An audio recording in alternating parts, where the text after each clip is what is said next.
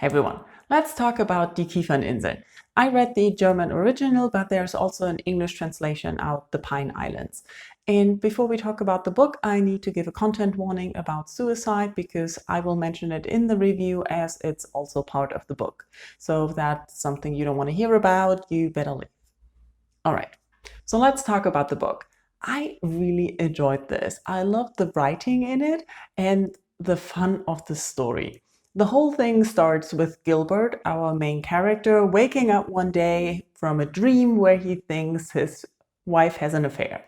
And he's so angry and frustrated and indignant that he gets out of bed, leaves for work, and doesn't say goodbye and just disappears and is really, really angry at her. When he gets home afterwards, after the day, they have a huge fight. She doesn't really know what's going on, and he's really, really angry that she doesn't just say what's wrong and who she's having an affair with, and he gets on a plane and goes to Tokyo. I know, it sounds ridiculous, and it feels ridiculous for a start, but that's what gets the story going. The main setting of the book is in Japan, Tokyo and surrounding places.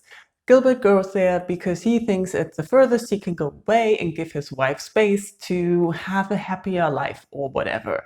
There is some continuous conversation between those two, not very successful, and also Gilbert writing her letters about his travels.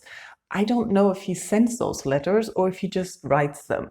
They keep reappearing in the book, where he tells her about what he's doing and the scenery and things. I don't really know when Gilbert decided that he wants to go on a pilgrimage to see the Pine Islands and to see the pines and follow the ways of Japanese poets and pilgrimages that were taken in the past. But before Gilbert goes on this pilgrimage, he meets a young man at a train station, or rather he stops the young man from jumping in front of a train. And he kind of takes control and responsibility for the young man, and it's very interesting to see. Throughout the book, those two travel together for a very long time and they interact, and Gilbert is trying to tell the young man that the places that he wants to kill himself are not the best places. The young man has a little book, also a pilgrimage book or a guidebook on the best places to kill yourself. And so they visit some of those places as well. And Gilbert is commenting everything. Let's leave the story there.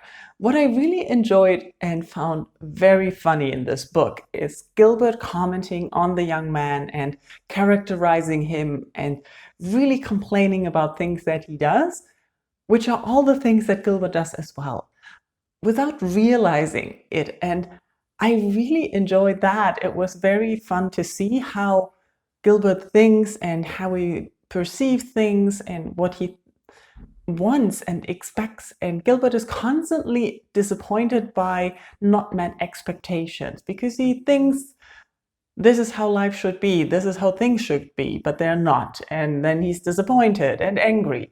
He's not very patient. And still, you end up kind of liking Gilbert and traveling with him and seeing his pilgrimage work and not work. There's a lot of mention of nature and a lot of beautiful writing in the book. I can only recommend it if you're interested in something that really doesn't have a story, that's not going anywhere. You follow these two characters, you see those two characters trying to communicate with both broken English, and it's fun, sort of. I enjoyed it. And now it's your turn. Let me know in comments if you have read the book, if you've heard about it, if you want to read it, what are your thoughts about it. Let's talk in comments. Thank you all for watching. Bye bye.